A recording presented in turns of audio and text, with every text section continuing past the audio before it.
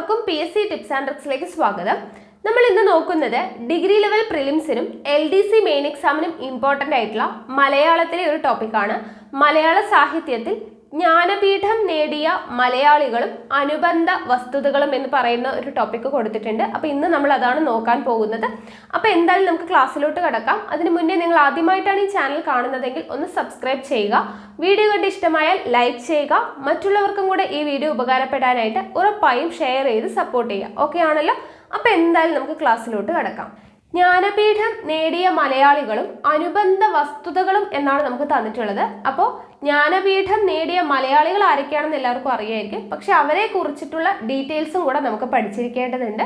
അപ്പോൾ നമുക്ക് ആദ്യം ജ്ഞാനപീഠം എന്ന് പറയുന്ന പുരസ്കാരത്തെ കുറിച്ച് ആദ്യം ഒന്ന് നോക്കാം. അതിനുശേഷം വ്യക്തികളെ കുറിച്ച് പഠിക്കാം. ഓക്കെ, അപ്പോൾ ജ്ഞാനപീഠം എന്ന് പറയുമ്പോൾ ജ്ഞാനപീഠം പുരസ്കാരം നൽകുന്നത് ജ്ഞാനപീഠം ട്രസ്റ്റാണ്. ഓക്കെ, ജ്ഞാനപീഠം ട്രസ്റ്റാണ് ജ്ഞാനപീഠം പുരസ്കാരം നൽകുന്നത്.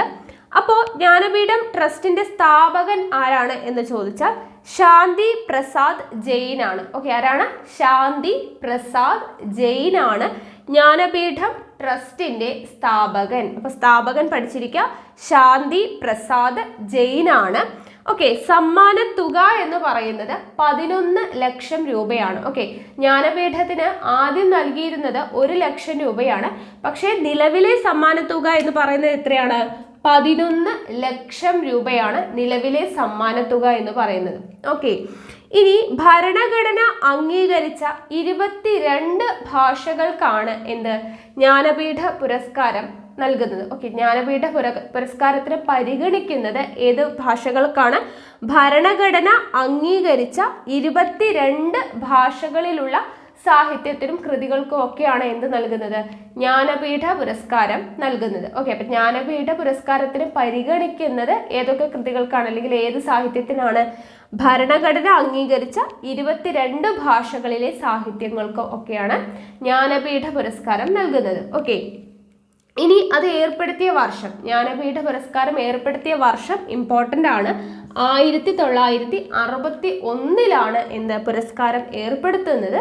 പക്ഷെ അത് ആദ്യമായിട്ട് നൽകുന്നത് 1961 ഏർപ്പെടുത്തിയെങ്കിലും ആദ്യമായിട്ട് നൽകി തുടങ്ങിയ വർഷം 1965 ആദ്യമായി ലഭിച്ചത് ആരാണ്? ആർക്കാണ്? മലയാളിയായിട്ടുള്ള ജി ശങ്കരക്കുറുപ്പിനാണ്. അല്ലെ, എല്ലാവർക്കും അറിയാം 1965 ആദ്യമായിട്ട് ജ്ഞാനപീഠ പുരസ്കാരം ലഭിക്കുന്നത് ആർക്കാണ്? ജി ശങ്കരക്കുറുപ്പിനാണ്. അദ്ദേഹത്തിന്റെ ഓടക്കുഴൽ എന്ന് പറയുന്ന കൃതിക്കാണ് അത് ലഭിക്കുന്നത്. ഓക്കെ ആണല്ലോ? അപ്പൊ ഇത്രയും കാര്യങ്ങൾ നമ്മൾ ജ്ഞാനപീഠം എന്ന് പറയുന്ന പുരസ്കാരവുമായി ബന്ധപ്പെടുത്തി പഠിച്ചിരിക്കണം. എന്തൊക്കെയാണ് പറഞ്ഞത്? ജ്ഞാനപീഠ പുരസ്കാരം എന്ന് പറയുന്നത് എന്താണ്? ഇന്ത്യയിൽ സാഹിത്യങ്ങൾക്കുള്ള ഒരു പരമോന്നത ബഹുമതിയാണ്. സാഹിത്യങ്ങൾക്ക് വേണ്ടിയിട്ടും കൃതികൾക്കൊക്കെ വേണ്ടിയിട്ടുള്ള ഒരു പരമോന്നത ബഹുമതിയാണ് ജ്ഞാനപീഠം എന്ന് നമുക്ക് എല്ലാവർക്കും അറിയാം. ജ്ഞാനപീഠ പുരസ്കാരം നൽകുന്നത് ആരാണ്? ജ്ഞാനപീഠം ട്രസ്റ്റ് ആണ്. അതിന്റെ സ്ഥാപകനാണ് ശാന്തി പ്രസാദ് ജെയിൻ എന്ന് പറയുന്നത്. ദെൻ സമ്മാനത്തുക, അല്ലെ, ജ്ഞാനപീഠത്തിന്റെ സമ്മാനത്തുക എത്രയാണ്? 11 ലക്ഷം രൂപയാണ്.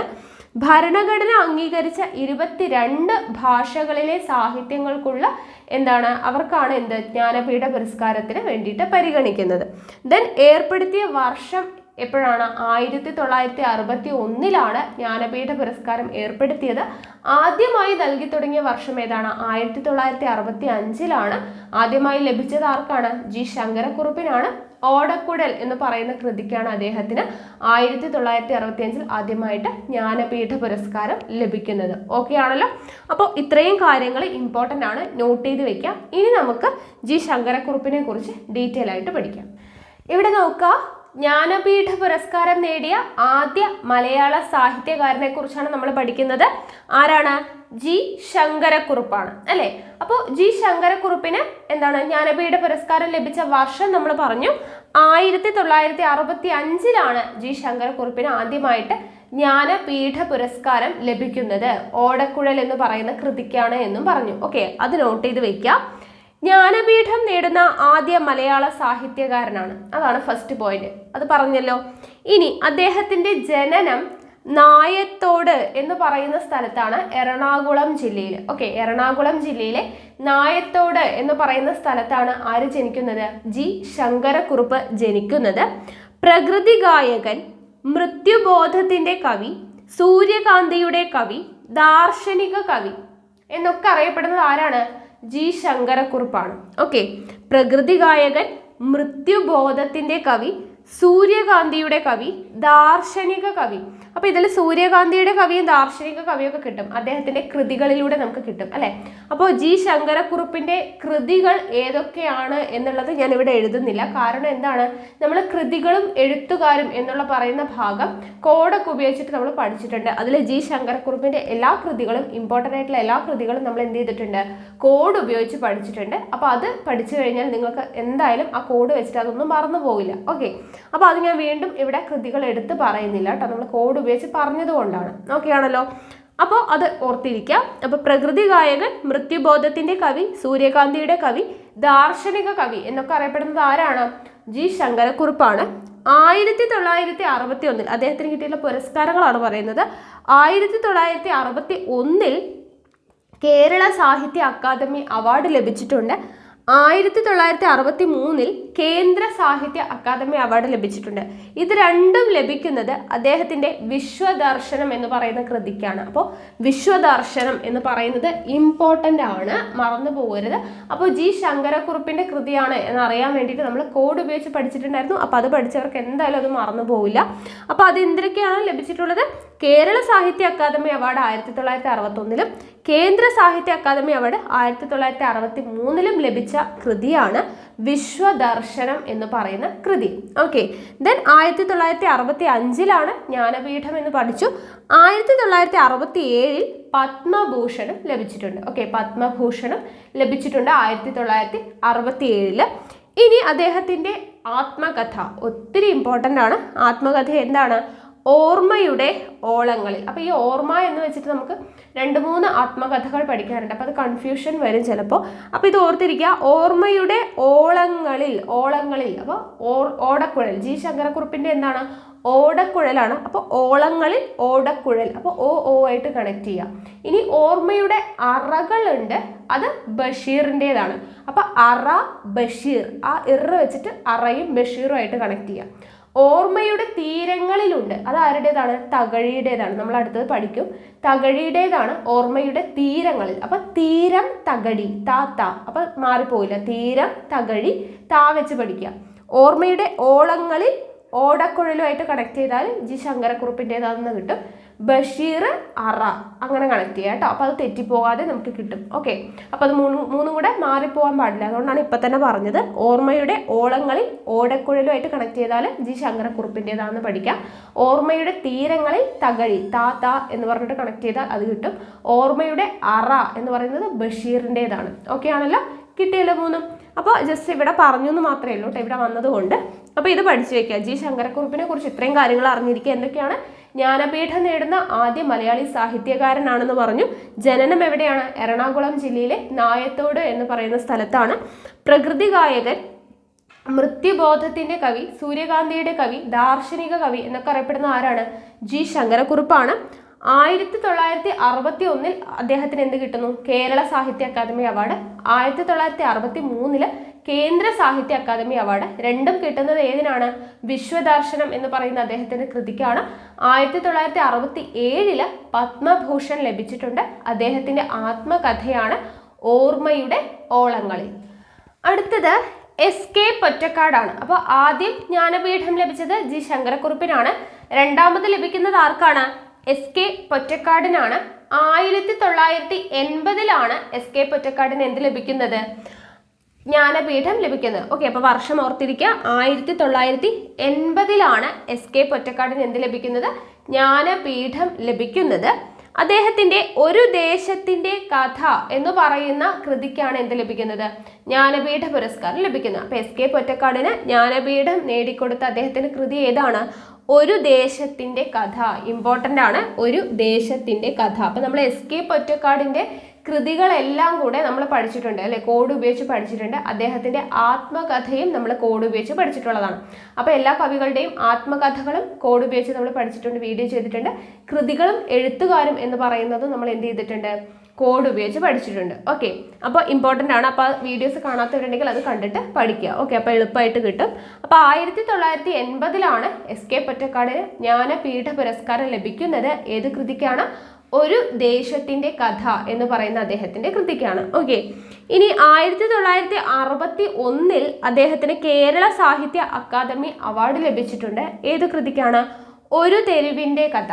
ഓക്കെ, ഒരു തെരുവിൻ്റെ കഥ എന്ന് പറയുന്ന അദ്ദേഹത്തിൻ്റെ കൃതിക്കാണ് കേരള സാഹിത്യ അക്കാദമി അവാർഡ് ലഭിച്ചിട്ടുള്ളത്.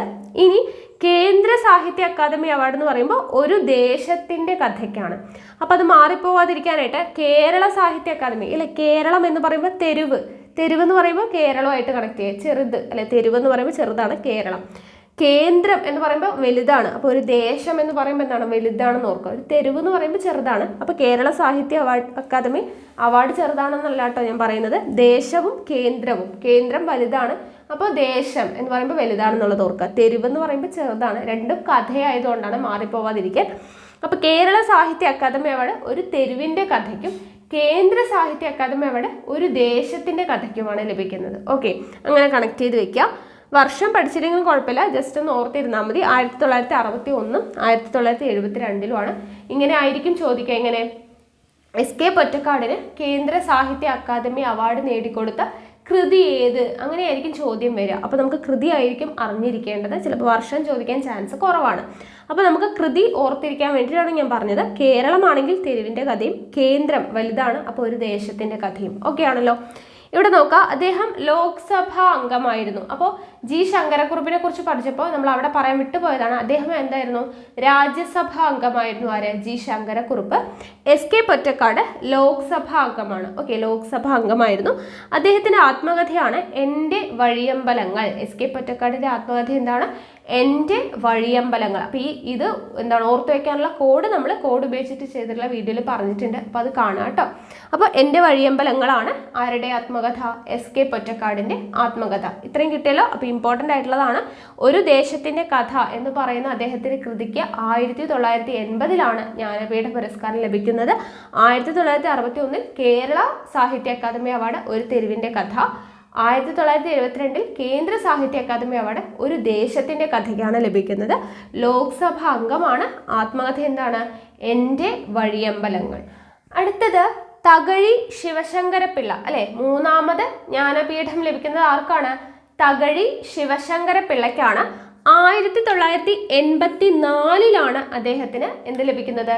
ജ്ഞാനപീഠം ലഭിക്കുന്നത്. അപ്പോൾ ഇത്രയും നേരം നമ്മൾ പറഞ്ഞു ജി ശങ്കരക്കുറുപ്പിനായാലും എസ്.കെ. പൊറ്റക്കാടിനായാലും അവരുടെ കൃതികൾക്കാണ് എന്ത് ലഭിച്ചത്? ജ്ഞാനപീഠ പുരസ്കാരം ലഭിച്ചത്. ജി ശങ്കരക്കുറുപ്പിന് ഓടക്കുഴൽ എന്ന് പറയുന്ന കൃതിക്ക് ലഭിച്ചു.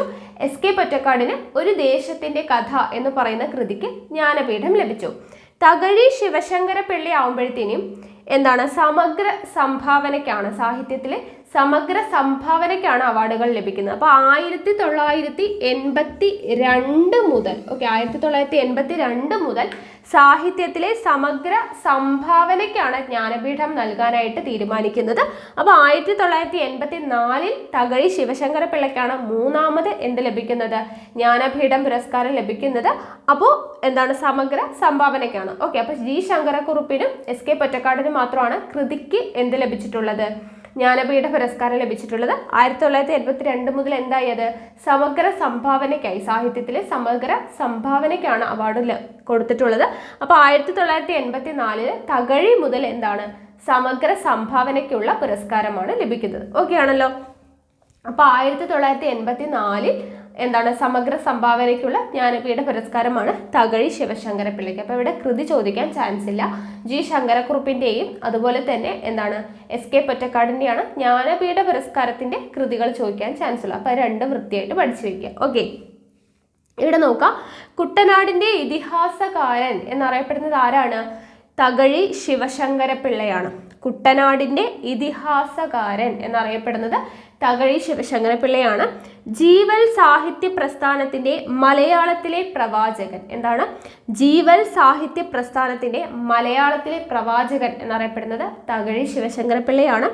കേരള മോപ്പസാങ് എന്നറിയപ്പെടുന്നത് തകഴി ശിവശങ്കരപ്പിള്ളയാണ്. ഓക്കെ, കേരള മോപ്പസാങ് എന്നറിയപ്പെടുന്നത്. അപ്പോൾ ഇത് ഓർത്തിരിക്കാനായിട്ട് ഇവിടെ സാങ് ഉണ്ടല്ലേ, സാങ് എന്നുള്ളതിൽ നമ്മൾ സോങ് ആയിട്ട് എടുക്കുക. സാങ് എന്നുള്ളതിൽ നിന്ന് സോങ് എടുക്കുക. അപ്പോൾ സോങ് എന്ന് പറയുന്നത് എന്താണ്? പാട്ട് അല്ലേ? അപ്പോൾ നമ്മളെ തഴുകി ഉണർത്തുന്ന പാട്ടുകളാണ്. പാട്ടെന്ന് പറയുന്നത് നമ്മളെ തഴുകി ഉണർത്തുന്നതാണ്. അപ്പോൾ തഴുകി, തകഴി എന്നോർക്കുക കേട്ടോ.